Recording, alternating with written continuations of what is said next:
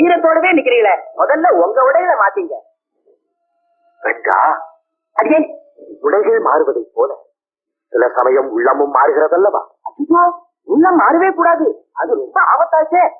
மாறுவதும் மாற வைப்பதும் மாலவன் செயல் அல்லவா? என்னமா பேசுறீங்க?